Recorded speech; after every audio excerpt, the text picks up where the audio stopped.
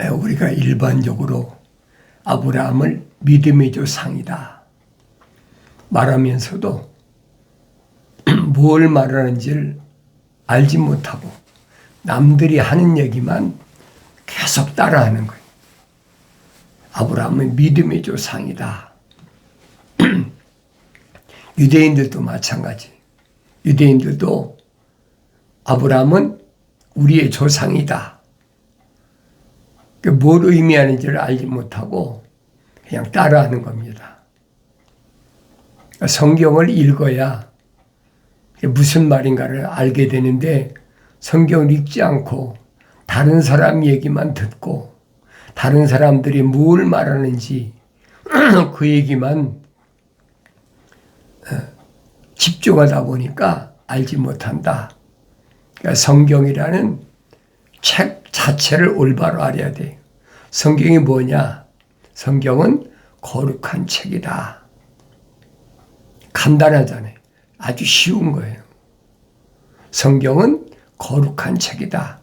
거룩한 책이란 무슨 말이냐? 하나님의 속성인 거룩하신 영원한 생명의 호흡이 들어간 사람만이 알 수 있도록 기록한 책이라는 얘기. 책이야 누구나 다 가지고 다니지. 가지고 다니지 않는 사람이 뭐 얼마나 있습니까? 내가 예수 믿겠다고 하는 사람이야. 성경 안 가진 사람이 어디 있습니까? 다 가지고 있지. 그런데 그게 무슨 뜻인지는 알지 못해.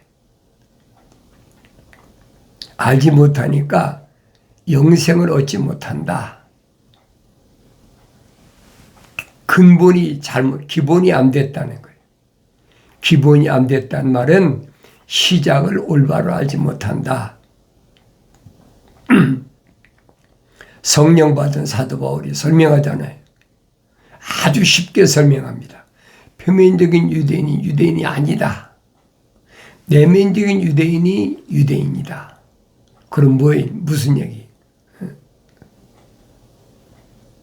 그럼 아브라함의 겉은 아브라함이 아니란 얘기입니까? 무슨 얘기예요? 유대인들은 어렸을 때부터 우리는 아브라함의 후손이다. 믿음의 우리 조상이다. 그렇게 성장해 왔는데 표면적인 유대인이 아니면 뭐냐는 거예요. 창세기 1장으로 돌아가야 돼. 우리 형상과 모습을 따라 사람을 만들자. 그러면 우리 형상과 모습을 따라 사람을 만드는데 어떤 사람이냐는 거예요. 그게 성경적 사람이다. 그 성경적 사람을 성경은 뭐라고 하냐? 인자다 그래. 인자. 완성된 사람. 그래서 천사가 선자들에게 말해주잖아요. 에스겔에게도 인자야. 그렇지. 완성된 인자란 말은 완성된 사람아. 그 얘기예요.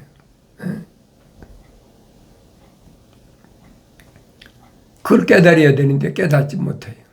하나님의 아들이 하신 말씀, 인자가 세상에 온 것은 무슨 말인가 알아야 돼. 완성됐다는 얘기.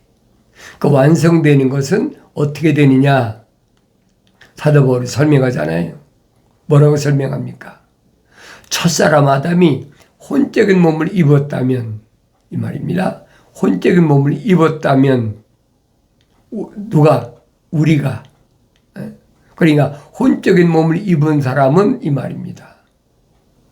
그럼 혼적인 몸을 안 입은 사람 누가 있습니까? 혼적인 몸을 안 입은 사람 누가 있어요? 다 혼적인 몸을 입었죠. 그런데 그 혼적인 몸을 입은 사람이 하나님의 거룩하신 사랑의 호흡으로 조성된 혼적인 몸을 입은 사람이냐 아니냐는 거예요. 하나님의 거룩하신 사랑의 호흡이 들어가서 혼적인 몸을 입은 사람은 성령 받아 완성될 수 있다는 거예요. 사도 바울이 설명하잖아요. 자연인은 하나님의 일들을 받아들이지 않는다. 자연인은 안 받아들이는 거예요. 받아들일 수가 없지요. 왜? 하나님의 거룩하신 사랑의 생명호흡이 안 들어갔는데 어떻게 하나님의 성령이 임하십니까? 그래, 쉽게 말하면 자연인은 성령을 받을 수가 없는 사람이라는 얘기. 나누지잖아요. 아주 쉽게 나눈 거 아닙니까? 성경이 어려운 게 없어요. 순수합니다. 그러니까 이런 말씀을 내가 올바로 알아야 돼요. 이게 무슨 말씀인가? 아브라함을 왜 믿음의 사람이라고 그랬느냐? 천사하고 아브라함하고 대화하는 모습을 창세기 15장에서 볼 수 있잖아요. 창세기 15장 이전에는 아브라함을 갈대와 우르에 있을 때 천사가 부르잖아요. 근데 그게 어디서 나타내느냐? 창세기 15장에 나타난다고요. 나는 너를 갈대와 우르에서 불러낸 천사다. 밝히고 있잖아요. 그러니까 아브라함은 누구의 부름을 받았느냐? 천사의 부름을 받은 거예요. 그런데 아브라함만 천사의 부름 받았지 다른 사람 안 받아 부름 받지 않았잖아요. 아브라함의 동생, 아브라함의 아버지 데라 아무도 안 받았어요. 아브라함만 받았어. 그 천사가 지금 아브라함한테 얘기하는 거예요. 아브라함은 자식이 없으니까 이 땅을 내 후손에게 주겠다 그러니까 아브라함 기가 막히잖아요. 자기 자식이 없는데. 그러니까 천사가 아브라함을 데리고 나왔다. 여러분 환상이죠. 지금 이건 실제가 아니에요. 환상 중에 데리고 나와서 하늘을 봐라. 하늘을 보면 뭐가 있어요? 별밖에도 있습니까? 별을 셀 수 있으면 세봐라. 네 몸에서 난 자가 이와 같다. 그걸 믿었다는 거예요. 그 약속을 믿었다는 거예요. 그러니까 믿음이란 뭐냐? 하나님의 약속을 믿는 거다. 그 말입니다. 약속의 중요성을 알아야 돼요. 그 약속을 얼마만큼 믿었느냐? 완전히 믿었느냐? 안 믿었느냐? 창세기 15장 이전에 창세기 12장부터 14장까지 읽어보라고. 아브라함이 어떤 길을 걸어왔나. 명령에 불순종했잖아요. 명령에 불순종한 것이 창세기 15장에서 드러난 거예요. 뭐라고 아브라함에게 명령합니까? 네 고향 떠나고 아비집 떠나고 친척 떠나고 네게 지시할 땅으로 가라. 네 가지 명령했잖아요. 네 가지 명령했는데 아브라함이 고향도 떠났지요. 아비집도 아비가 하란에 와서 죽었으니까 떠났지요. 근데 동생은 아니 조카는 롯은 못 떼어놨어. 왜 못 떼어놨어요? 우리가 여러 가지로 설명하잖아요. 왜 못 떼어놨느냐. 인정이라는 것 때문에, 혈통적인 것 때문에 못 떼어놨다는 결론은 그 얘기예요. 이 겉사람이라는 것 때문에 못 떼어놨다는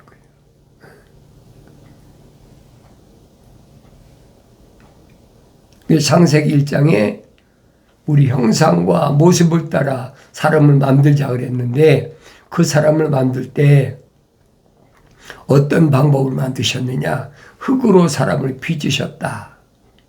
그리고 콧구멍에다가 하나님의 생명을 후 불어넣으셨다. 그러니까 이게 흙이라면 이 콧구멍 안에 하나님의 거룩하신 호흡이 들어왔다는 얘기. 그러니까 그 사람이 뭐가 됐느냐? 살아있는 하나의 혼이 됐다. 이건 틀이잖아요. 이건 겉사람이란 말이에요. 살아있는 혼이 됐으니까 이건 뭐냐? 하나의 사도 바울이 말한 것처럼 장막집이야. 의식 있는 흙이란 말이에요. 근데 우리는 그걸 혼돈하고 있잖아요. 이게 나라고. 천사가 아브라함에게 왜 떠나라고 했을까? 그게 문제잖아요. 왜 떠나라고 했어? 아버지도 같이 있고 동생도 같이 있고 조카도 같이 있고 얼마든지 살 수 있는데 왜 떠나라고 했나? 선지자를 통해서 뭐라고 설명합니까? 하나님께서 한 번에 여러 사람을 창조하실 수 있는데 왜 한 사람만 창조하셨느냐? 한 사람만 창조하셨다면 무슨 말이에요? 데라가 아들 셋이 있는데 왜 아브라함에게만 하나님의 생명 호흡이 들어갔느냐? 하나님 거룩하신 사랑의 호흡이 들어간 아브라함이 한 사람이란 말이에요. 그 얘기예요. 어려운 얘기 아니잖아요. 다른 것이 아니다. 경건의 씨를, 경건의 씨, 거룩한 씨를 보존하기 위해서. 보존한다는 말은 다른 것이 달라붙지 않게 해야 된다는 거예요. 온전히 홀로 남아두기 위해서. 보존한다는 말은 무슨 말이에요? 잘 보관한다는 얘기예요. 보존한다면 한 물체를 잘 보관하는 거잖아요. 여기에 달라붙으면 안 된다는 거예요. 왜? 이건 거룩한 하나님의 사랑의 생명호흡이 들어왔으니까 다른 것이 달라붙으면 안 된다는 얘기예요. 하나님의 아들이 와서 말씀하시잖아요. 바리새인과 사두개인의 누룩을 조심해라. 그거 떼내버리라는 거예요. 성경이 어려운 것 같아도요. 성령 받고 읽어보면 또 상고해보면 어려운 게 하나도 없어. 다만 세상의 지식을 거기다 대입시키라고 하면 안 돼. 그냥 순수하게 받아들이면 돼. 순수하게 받아들이려면 읽어야 되지. 내가 안 읽고 어떻게 합니까? 읽어야 되죠. 그러니까 너희는 주의 책을 찾아 읽으라. 찾아 읽으라면 자세히 읽으라는 얘기. 자세히 읽어야 돼요. 한번 쓱 읽고 지나간다고 하는 게 아니에요. 하루에 한 장도 좋고 하루에 두 장도 좋고 하루에 세 장도 좋고 많이 읽는다고 하는 게 아니라면 자세히 읽으려면 다독이 아니라 우리말로 정독하라는 얘기예요. 아무나 되나요? 다독은 쉬워요. 그러나 정독은 쉬운 게 아니에요.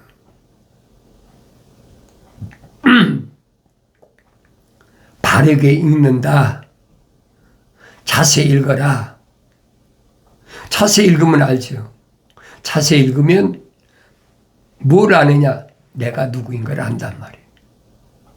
자신의 정체성을 발견한다는 얘기예요. 누구만? 하나님의 거룩하신 사랑의 생명호흡이 들어간 사람만. 그전에는 알 수가 없잖아요. 뭐 겉사람이 혈통적으로 내가 유대인이다.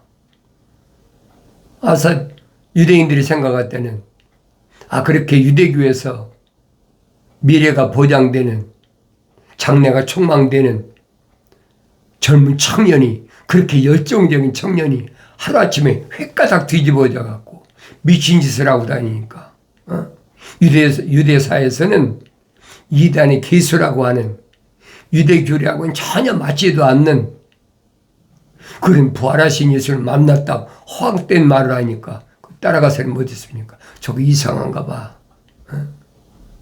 저거 정통 유대인이 아니야. 그러니까 사도 바울이 뭐랍니까? 너희들이 나로 하여금 나를 자랑하게 했다. 쉽게 내 정체성을, 내 이 표면적인 사람을 드러내게 했다는 거예요. 나는 유대인 중에 유대인이다. 내 아버지도 유대인, 어머니도 유대인. 나는 유대인이 정통 교류했다. 난 이제 8일 만에 할례 받았어. 그리고 유대교에서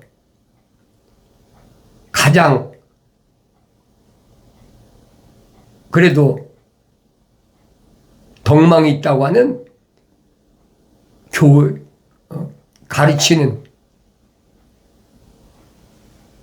그런 선생 밑에 살았다. 그러니까 유대인들한테는 자기가 자랑하려고 한 게 아니란 말이에요. 유대교에서 감말리엘이라는 교법사 하면 누구나 다 알아주는 사람. 근데 감말리엘 교법사 밑에서 내가 정상적으로 성장한 사람이야.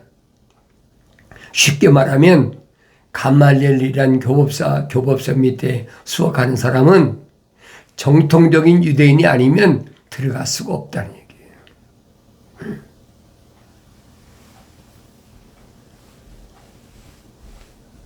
그러니까 그걸 깨달아야 될 거 아닙니까? 하나님의 아들이 오셨을 때도 의견이 분분할 때 감말리엘이라는 사람이 딱 나타나서 한마디 하니까 조용하잖아요. 그만큼 권위 있는, 요즘 말하면 교수란 말이에요. 그래야 할 말이 없는 거예요. 그런데 성령 받았다. 성령을 알지도 못했어요. 유대인들 사이에 무슨 성령이 계심을 알았습니까? 알지도 못했죠. 그러니까 하나님의 아들이 요단강에서 성령 받으셨다는 사실을 유대인은 모르는 거예요. 침례 요한이 발설하잖아요. 나는 모르는데 나에게 침례를 베풀라고 명령하신 분이 침례 받을 때 하늘에서 비둘기 같은 성령이 임하시면 그 사람이 하나님의 아들 메시아다. 선제들 통해서 예언된 그리스도다. 그때 하늘에서 이는 내 사랑하는 아들은 내 기뻐하는 자라 분명히 소리가 들려졌다. 그럼 침례 요한한테 침례 받은 사람이 얼마나 많아요? 그렇잖아요. 성경에 기록된 걸 보라고 한두 사람이 아니잖아요. 그 사람들에서 성령 받았느냐 한 거예요. 그 침례 요한의 제자들이 사도 요한 아닙니까? 사도 요한이 언제 성령 받았습니까?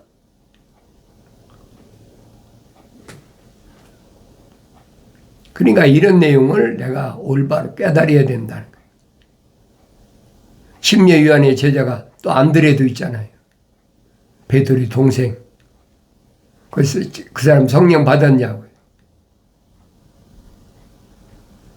그러니까 성령이라는 것을 유대교에서는 알지도 못해. 그러니까 사도 바울이 내가 이란 기수라고 하는 그리고 죽었던 그 예수가 그 부활하신 예수님을 내가 음성을 듣고 그분이 시키는 대로 해서 내가 이러이러한 과정을 거쳐서 내가 새롭게 눈이 띄고 성령이 임하신 걸 얘기하니까 그 사람들이 믿나요? 안 믿죠? 미쳤다고 그러는 거지. 이런 일들은 2000년 전에만 일어난 일이 아니에요. 지금도 똑같아요. 사도 바울이 기본적인 걸 설명하잖아요. 표면적인 것은 유대인이 아니라 너희들이 말하는 혈통적으로 우리는 아브라함의 후손이라고 말하는 그건 혈통적인 거지 내면적인 건 아니다. 딱 나눠놓잖아요. 얼마나 기본입니까? 그럼 내가 보여야 될 거 아니에요. 나는 표면적인 이게 나라고 생각하나 아니면 내 안에 있는 내가 따로 있나? 내 자신을 보여야 될 거 아닙니까? 아무리 여러분에게 내가 계명이 어떻다, 율법이 어떻다 얘기해도 계명이나 율법은 표면적인 사람한테 준 게 아니에요. 그러니까 아무리 계명을 출애굽한 이스라엘 백성이 줬다 하더라도 그들이 왜 지키지 못합니까? 계명은 거룩한 하나님의 명령이에요. 그 안에 하나님이 거룩하신 사랑의 법이 안 들어왔다면 연결이 안 된다는 얘기. 쉽게 말하면 그 얘기.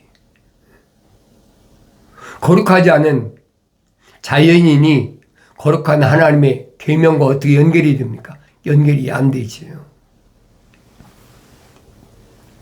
그러니까 이런 내용은 절대 어려운 얘기가 아니에요. 단순하잖아요. 계명은 누구만 필요하냐? 하나님 거룩하신 사랑의 생명이 들어온 사람만 필요하다. 계명은 아버지 법이고 율법은 어머니 법이다. 그래 어머니 법을 어긴 사람은 어떻게 해요? 성막이 있잖아요. 성막. 성막이 뭐냐? 사랑이라는 게. 첼리티. 용서하는 곳. 그래서 율법이 내게 들어오고 나니까 제가 살아났다. 사다버리 아주 쉽게 설명하잖아요. 그러니까 나는 이 죄를 사함받으려면 어디로 가야 돼? 갈보리산에 십자가 앞으로 가는 수밖에 다른 길이 없으니까. 그러니까 예수 십자가 앞으로 나를 인도하는 몽학 선생이 율법이다. 얼마나 쉽게 설명해요. 그러니까 그 길을 못 가게 막는 것이 환경이라는 얘기예요. 하나님의 아들이 육신을 입고 오신 것을 믿지 못하게 하는 것이 환경이란 말이에요. 율법이 내 안에 들어온 사람만 내가 죄인인 걸 깨닫고 십자가 앞에 나가지. 그렇지 않으면 십자가 앞에 갑니까? 안 가지요. 그러니까 내면적인 사람에게 계명이나 율법이 필요한 거지 표면적인 사람의 계명과 율법이 필요한 게 아니란 말이에요. 우리는 혼돈하잖아요. 그러니까 출애굽한 20세 이상 남자. 여러분 성경에 기록된 것은 여자는 숫자에 안 쳤어요. 남자 숫자만 친 거지. 그러니까 니느웨 성읍에도 12만 명이 있다. 남자만 12만 명이 있다는 얘기예요. 여자고 어린아이 20세 이상 남자만 12만 명이 얘기한 거예요. 성경에 여자는 이름도 기록되어 있지만은 숫자는 안 들어갔다니까. 20세 이하는 안 들어가서 그냥 어린아이다, 여자다 그랬지. 예수님 당시도 남자만 5,000명이다. 남자만 4,000명이다. 그러잖아요. 똑같아요.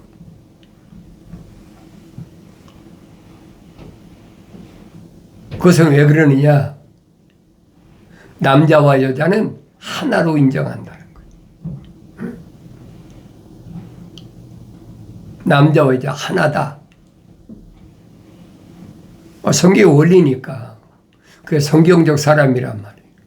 어려운 문제가 아니잖아요. 내가 그래 늘 말씀드리죠. 사람이란 말은 무슨 말이냐? 우리 일반적으로 사람. 이게 사람이라고 그러잖아요. 성경의 사람은 한문 뜻글이니까 인이잖아요. 이렇게 서 있으려면 받치는 게 있어야 돼. 이 인이야, 이게 사람 인자예요. 이 하나의 완성된 사람이란 말이에요.